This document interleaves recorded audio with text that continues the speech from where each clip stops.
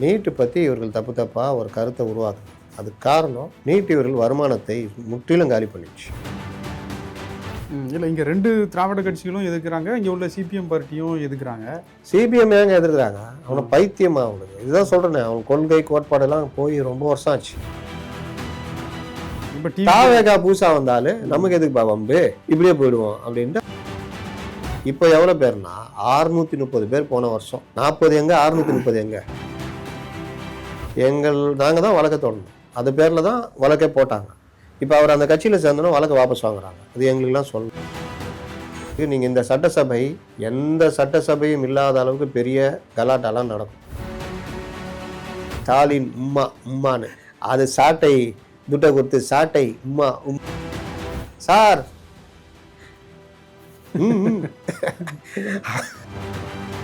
பெரிய அளவில் பண்ணுவாங்க. இதெல்லாம் நடக்கும் வருங்காலத்தில். வணக்கம். நம்மோடு இன்று இணைந்திருப்பவர் மூத்த பத்திரிகையாளர் முத்தலீஃப் அவர்கள். வணக்கம் சார். வணக்கம். இல்லை, இந்த நீட் போராட்டம் தமிழ்நாட்டில் தான் மிகப்பெரிய அளவில் ஆரம்பிச்சிச்சு.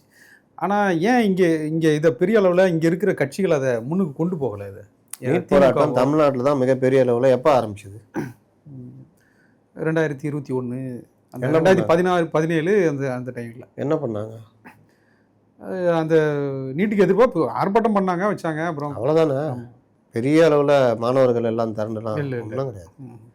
நீட்டு பற்றி இவர்கள் தப்பாக ஒரு கருத்தை உருவாக்கினாங்க. அதுக்கு காரணம் நீட் இவர்கள் வருமானத்தை முற்றிலும் காலி பண்ணிடுச்சு. நீட்டுக்கு முன்னாடி அதாவது அரசு இது நடந்தால் அரசு பள்ளி மாணவர்கள் அப்படி இப்படிலாம் உருட்டுறாங்கல்ல. நீட்டுக்கு முன்னாடி 100 சீட்டு இருக்குதுன்னா 50 சீட்டு கவர்மெண்ட்டுது, 50 சீட்டு ப்ரைவேட் காலேஜ் கொடுத்துருவாங்க. அவன் அதை என்ன வேணால் பண்ணிக்குவான். இதில் நல்லா படிக்கிற மார்க் எடுக்கிற மாணவர்கள் இருக்காங்கல்ல, கட்டாப்பு, அவங்களுக்கு கூப்பிட்டு இடம் கொடுத்துருவான். அப்போது அவர்களுக்கு சீட்டு எல்லாம் கவுன்சிலிங் முடிஞ்சால் அவங்க வேணான்ட்டு வந்துடுவாங்க, இங்கே போயிடுவாங்க.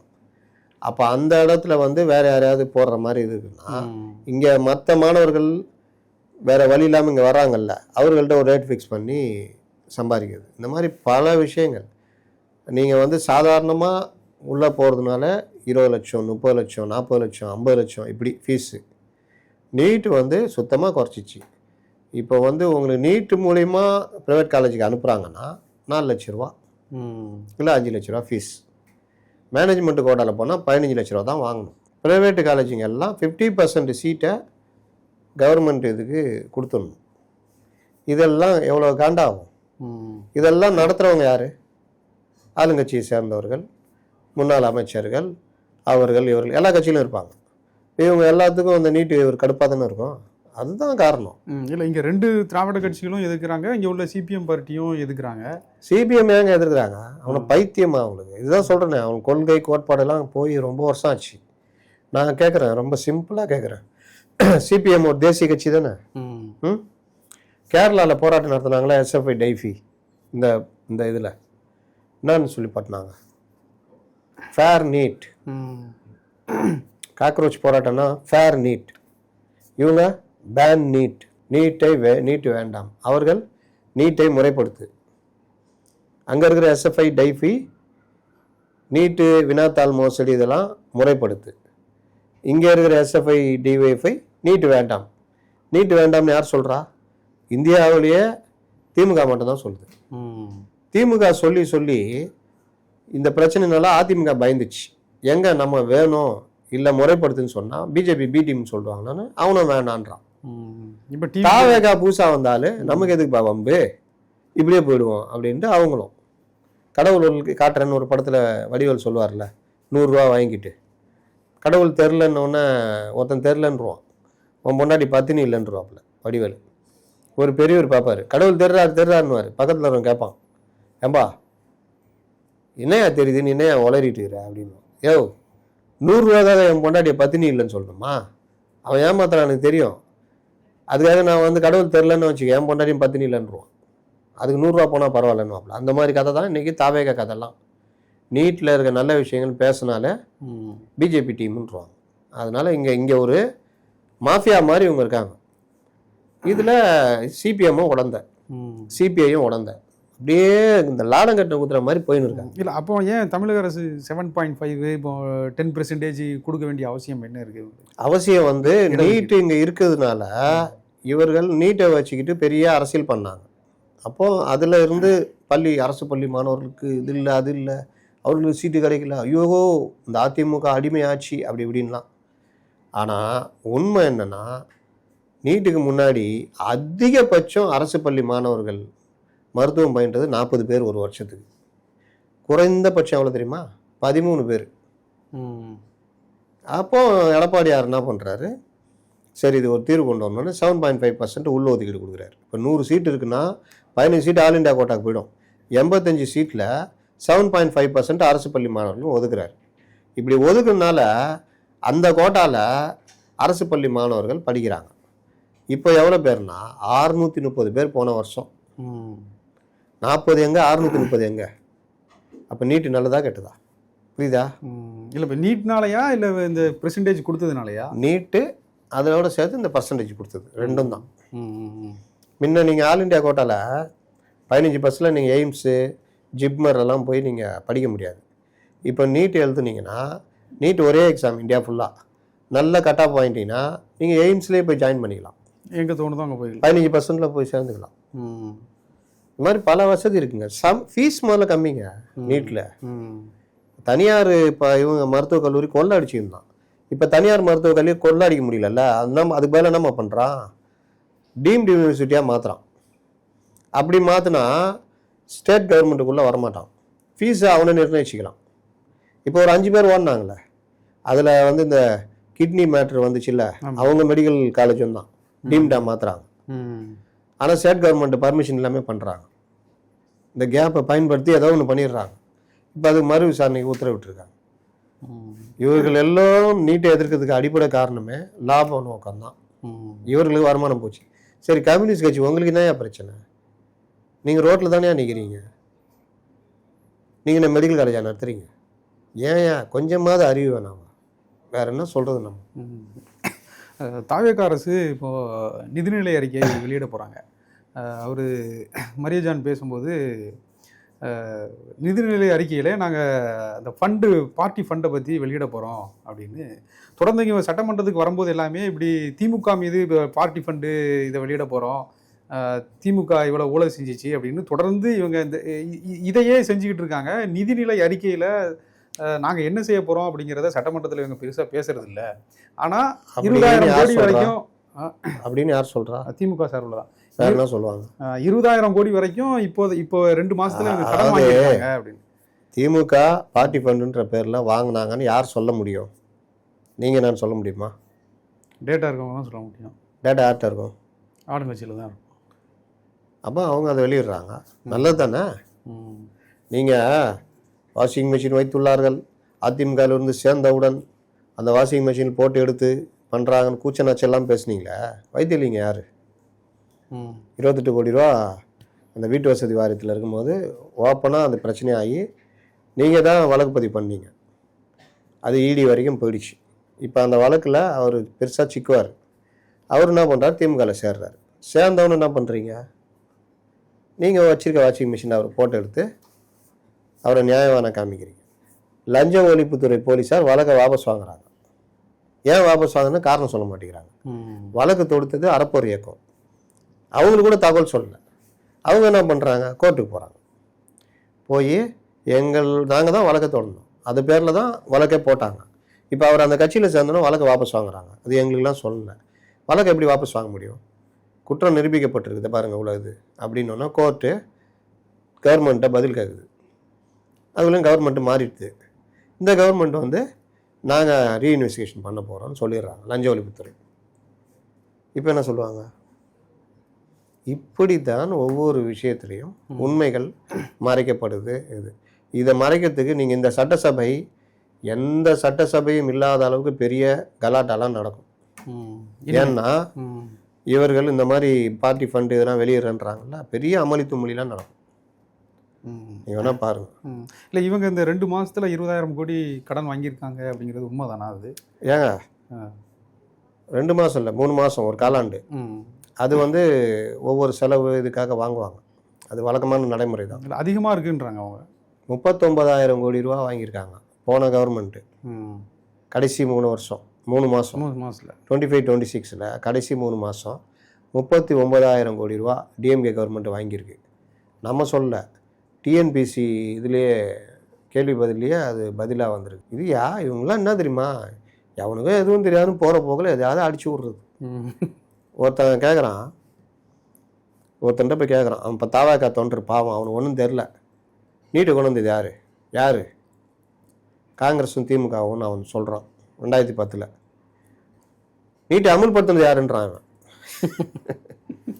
அவன் வந்து அப்படி யோசிக்கிறான். அமுல்படுத்தினது இது சொல்ல வேண்டியது, அமுல்படுத்தினது பிஜேபி ஏடிஎம்கே, அப்போ நீட்டை அமுல்படுத்தின அவங்க குற்றவாளிகள் தானே அப்படின்னு இவன் ஏறி நின்று பேசுகிறான். ஏய் எனக்கு அது தேவையில்லடா, நீட்டை கொண்டு வந்தது காங்கிரஸு டிஎம்கே. இன்றைக்கி நீட்டை அதை கொண்டு வந்துட்டு அதை அமுல்படுத்துகிற இடத்துல அடுத்த வந்த கவர்மெண்ட்டை அமுல்படுத்துகிறான். அப்போது உங்கள் 4 பேருக்குமே இதில் சம்மந்தம் இருக்குது. நீங்கள் என்னடா கதை விட்டுனுக்கிறீங்க, நீ என்ன வந்து பேசினுக்கிறேன்னு தானே கேட்கணும். இந்த பையனை பேச தெரியல. இதை பயன்படுத்தி பார்த்தீர்களா இவர்கள் பிஜேபிக்கு ஆதரவாக திமுகவை திட்டுகிறார்கள்னு அவன் மாத்துறான். இப்படித்தான் இவர்களுடைய நோக்கம்னா, நீங்கள் அப்படியே டைவெர்ட் பண்ணி பேசுறதுல 50 ஆண்டு காலம் இல்லை, 79 49 75 ஆண்டு காலம் திமுகவுடைய சிறப்பே என்னன்னா, ஒரு விஷயத்தை எப்படி டைவெர்ட் பண்ணலாம் நீங்களே மறந்து போயிடுவீங்க. ஐயோ இப்படி ஒரு கோணம் இருக்குதான்னு. அதுதான் அவருடைய சாமர்த்தியம். எம்ஜிஆர் கூட இருக்கிறாரு, எம்ஜிஆரை பயன்படுத்தி முதலமைச்சர் வரைக்கும் ஆகுறீங்க. 71 எம்ஜிஆரை பயன்படுத்தி ஆட்சியை பெரிய அளவில் வாங்குறீங்க. 72 அவரை வெளியே தோற்றுறீங்க. என்ன காரணம்? ஒரு காரணம் இல்லை, வெளியில் அனுப்புறீங்க. நீங்கள் என்ன எழுதுறீங்க, நெஞ்சுக்கு நீதியில் எனக்கு இஷ்டமே இல்லை, நாவலரும் மற்றவர்களும் வந்து பண்ணாங்க. முதலமைச்சர் ஆகிறதுக்கே இவர் என்னென்ன தொங்குனார், எம்ஜிஆர் எவ்வளோ ஹெல்ப் பண்ணார்லாம் தெரியும். ஆனால் நெஞ்சுக்கு நீதியில் என்ன எழுதிக்கிறாரு, நான் வேண்டாம் என்று சொன்னேன், வேணான்ட்டு போக வேண்டியதானே. என்னை ராமச்சந்திரன் வற்புறுத்தி இது பண்ணார், அது பண்ணாங்க, நான் வந்து வெறுப்பாக, அதாவது முள்ளை தூக்கி மேலே போட்டுக்கிறோமா, நான் வேணாம், அதனால் நண்பர்கிட்ட கூட சொன்னேன், அவரே இருக்கட்டும் நான் இருக்க மாட்டேன். இந்த கதையெல்லாம் அவன் நம்புவான் தொண்டன். ஐயோகோ நம்ம தலைவர் வேணான்ட்டார். இந்த துரைமுருகன் ஒரு இதில் பேசியிருப்பார், எம்ஜிஆர் வந்து 80 கலைஞர்கிட்ட கெஞ்சினாராம், தெரியாமல் முதலமைச்சர் ஆகிட்டேன், ஃபைல் பார்க்க தெரியல. அவர் ஃபைல் பார்க்கறதுக்குன்னா லண்டனில் போய் படிச்சுட்டு வந்துக்கிறார் கலைஞர். இவருக்கு வந்து ஃபைல் பார்க்க தெரியலையா, நீங்கள் தயவுசெய்து முதலமைச்சராக எடுத்துக்கங்க. உடனே கலைஞர் சொன்னாராம், யாரை பார்த்து என்ன நினச்சின்னுக்கிற, நீ ஜெயிச்சுட்டு என்கிட்ட கொடுப்பேன் நான் வாங்கிக்கணுமா, என்னென்ன போரஸ் பண்ண நினச்சியா, நீ அலெக்சாண்டரா அப்படின்னாராம். இத்தனைக்கும் அந்த ஆள் துரைமுருகன் எம்ஜிஆர் போட்ட பிச்சையில் படித்து வந்தாள், கொஞ்சம் கூட நன்றி உணர்ச்சி கிடையாது. நீங்கள் அரசியல் ரீதியாக திமுகவில் இருந்தாலும் எம்ஜிஆர் விமர்சனம் பண்ணுங்க, இந்த மாதிரியா கொச்சையாக பேசுவீங்க. இதுதான் திமுக. அவர்கள் நோக்கம் என்னன்னா, ஒரு விஷயத்தை தங்களுக்கு சாதகமாக மாற்றிக்குவாங்க.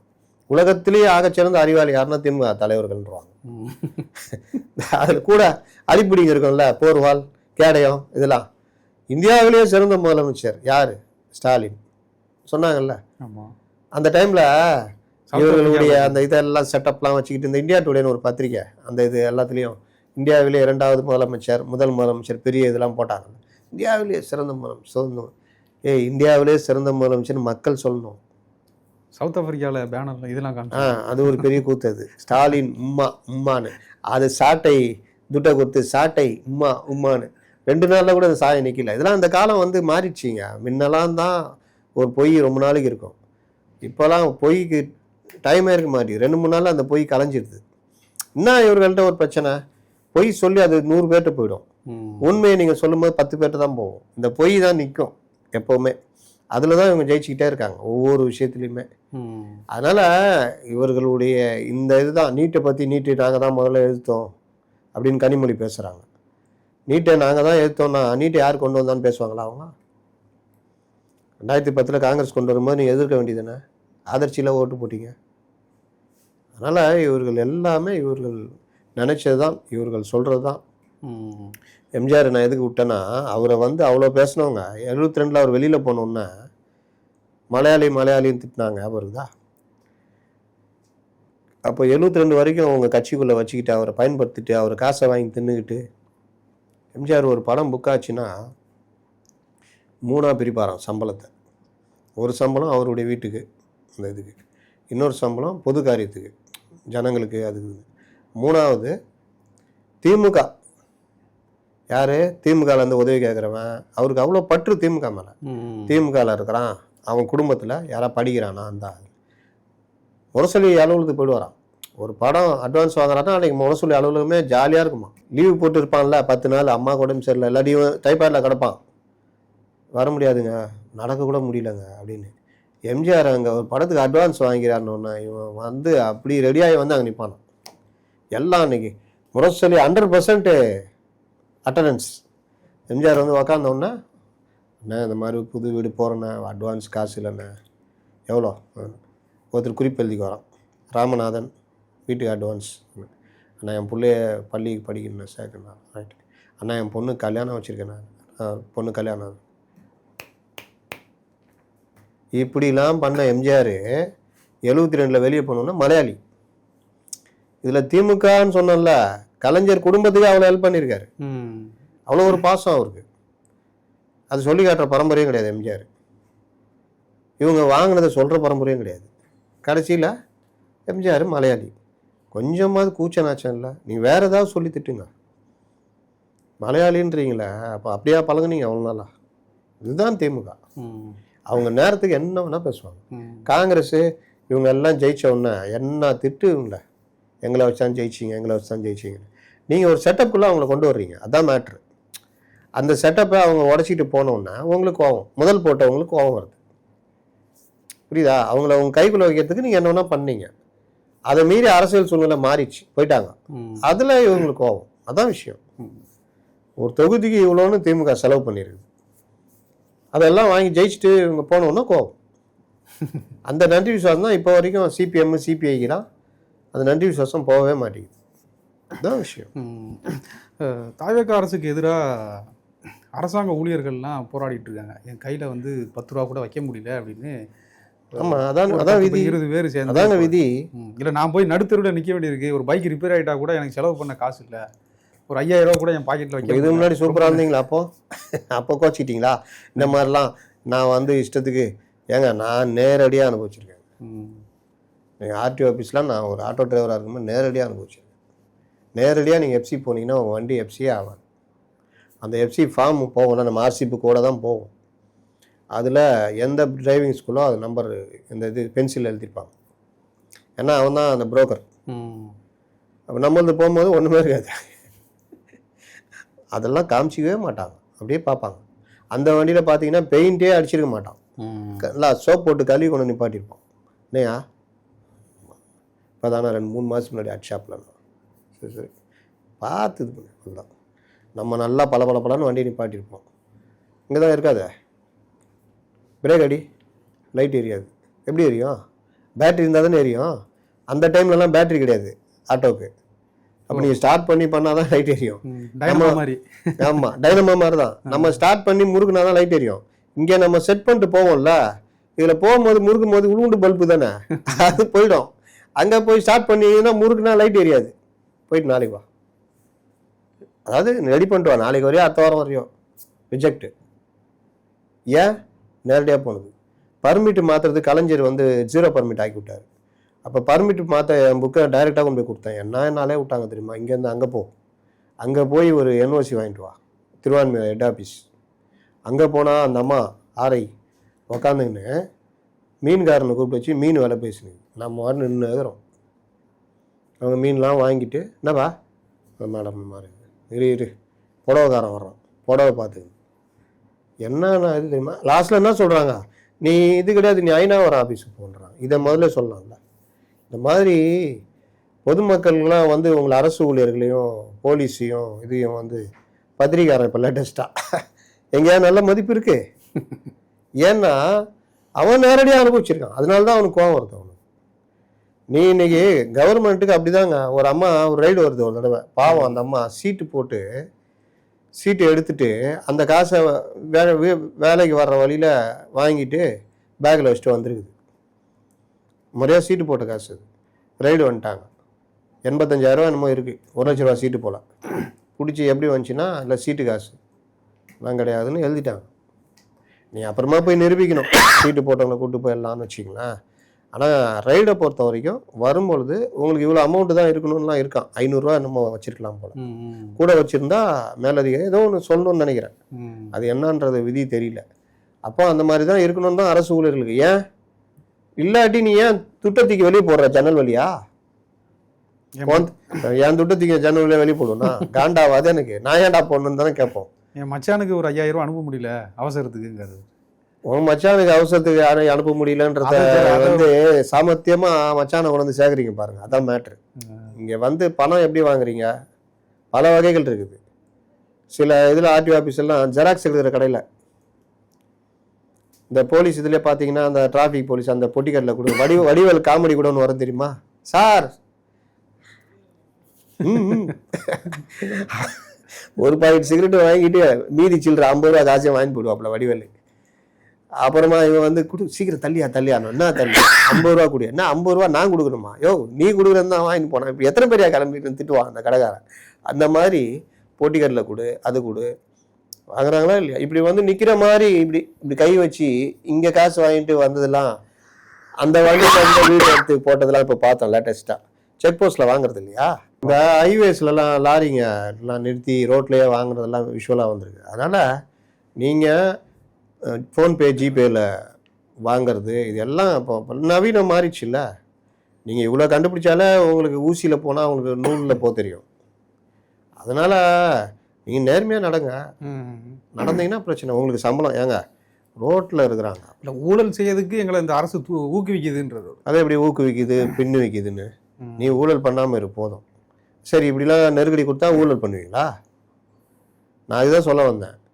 ரோட்டில் இருக்கிறான் ஒரு காய்கறி வியாபாரம், இந்த ஒரு ஆர்டிஓவே எடுத்துக்கங்க. ஒரு ஆட்டோ டிரைவரு அந்த ஆட்டோவை 1 மாதம் ஆகும் எஃப்சிக்கு நிப்பாட்டணும்னா, அந்த எஃப்சிக்கு டேட்டுக்கு முன்னாடியே 15-20 நாளைக்கு முன்னாடி போய் டிங்கரிங் கடையில் விட்டு பிரித்து அந்த வேலை எல்லாத்தையும் எடுத்து டிங்கரிங் விட்டு டிங்கரிங் ரெடி பண்ணி, அதுக்கப்புறம் அதை பெயிண்ட் ஷாப் கொண்டு வந்து பெயிண்ட் பண்ணி, அதுக்கப்புறம் அதை வந்து டாப்புக்கு படிக்கிறப்ப டாப்லாம் அடித்து, அப்புறம் மெக்கானிக் ஷெட்டில் போய் மெக்கானிக் வேலை பார்த்து, அதுக்கப்புறம் அந்த லைட்டு கீட்டு எலக்ட்ரிக்கல் வேலை அது இதுன்னு பார்த்து, அப்புறம் நம்பர் எழுதி இதெல்லாம் எழுதி கொண்டு வர்றதுக்கு 20 நாள் ஆகும். இந்த 20 நாள் அவனுக்கு வருமானம் இருக்காது, அந்த வண்டியும் ஓடாது. செலவு பார்த்தீங்கன்னா பெரிய செலவாக இருக்கும், வருஷத்துக்கு அதோட பெரிய செலவு. இது இல்லாமல் இன்சூரன்ஸு மற்றது கட்டலைன்னா அதெல்லாம் கட்டி இவன் கொண்டு போகிறான். இவன் வந்து இவனுக்கு வருமானம் நிச்சயமா. அந்த வண்டி போகிற இடத்துல ஒருத்தன் இடிச்சிட்டான்னா, எனக்கு ஒரு தடவை நடந்துருக்குது, எஃப்சிக்கு போக முடியல 3-4 நாளாக, கையில் காசு இல்லை, பஸ்ஸுக்காரன் தட்டான், மறுபடியும் போய் மறுபடியும் இன்னொரு தடவை யாரோ ரோட்டில் வீட்டாண்ட விட்டு வச்சுருந்தா யாரோ இடித்து தள்ளி டாப்லாம் கிழிஞ்சிச்சு. இந்த மாதிரி கஷ்டம்லாம் நீங்கள் நினச்சி கூட பார்க்க முடியாத கஷ்டங்கள். இதெல்லாம் வந்து அவனுக்கு வாழ்க்கையே நிரந்தரம் கிடையாது. ஆனால் உனக்கு மாசமான சம்பளம், இது இல்லாமல் வேறு சில விஷயங்கள். ஆனால் நீ வந்து அங்கே வீரத்தை காமிச்சிட்டு இருக்க. இதை வந்து லஞ்ச ஒழிப்புத்துறை ஏதாவது தடுத்தா, இந்த மாதிரிலாம் தடுக்கிறாங்களே, எங்களை வாழவே விட மாட்டேங்கிறாங்கன்னா நீங்கள் வாழ விட்டீங்களா? நான் கேட்கறது இயல்பாக எந்த பொதுமக்களை வேணால் போய் கேளுங்க. வருவாய்த்துறை, இந்த ஆர்டிஓ, காவல் நிலையங்கள், மற்ற இடங்களில் நீங்கள் துட்டு இல்லாமல் ஏதாவது பண்ணியிருக்கீங்கன்னா நீங்கள் சொல்லுங்கள், பொதுமக்கள் சொல்லட்டும். 100% நான் சொல்ல வரல, 30% கரெக்டாக இருக்கும். ஆனால் 70% நீங்கள் இருக்கிறதுலே தொழிலாளி கவர்மெண்ட்டுன்னு பார்த்தீங்கன்னா போக்குவரத்து தொழிலாளி தான் ரொம்ப கஷ்டப்படுறவன். காலையில் ஒரு பஸ்ஸில் ஒரு டிரைவர் ஏறினானா அவன் டியூட்டி விட்டு இறங்குற வரைக்கும் அவன் ஒர்க் பண்ணணும். கண்டக்டரும் அப்படி தான், போக்குவரத்து தொழிலாளியும் அப்படி தான், அவங்கள லஞ்சமாக வாங்குறாங்க. ஆனால் நீங்கள் அரசு அலுவலகம்னு எத்தனை மணிக்கு டியூட்டிக்கு வரீங்க? ஒரு விஜய் வந்து உட்காந்த அப்புறம் தான் 10 மணிக்கு வர்றதுக்கு வச்சு வெறுப்போடு உள்ளே வர்றீங்க. இப்போ இந்த வெறுப்புலாம் அப்படியே போதில்ல, இது எதிர்கட்சிகள் பார்த்துக்கினே இருக்கும். ஒரு நாள் தொழிற்சங்கங்கள் போராட்டம் அரசுக்கு எதிராகன்னு கிளம்புவாங்க, பெரிய அளவில் பண்ணுவாங்க. இதெல்லாம் நடக்கும் வருங்காலத்தில். என்னன்னா வேறு காரணம்லாம் சொல்லுவாங்க. ஆனால் காரணம் என்ன? துட்டு கையை கட்டி போட்டுது. பாருங்கள், நீங்கள் நடக்குதா இல்லையா பாருங்கள். ஓகே சார், உங்களுடைய கருத்துக்களை மையத்திலே முடிச்சதுக்கு ஒரு நன்றி.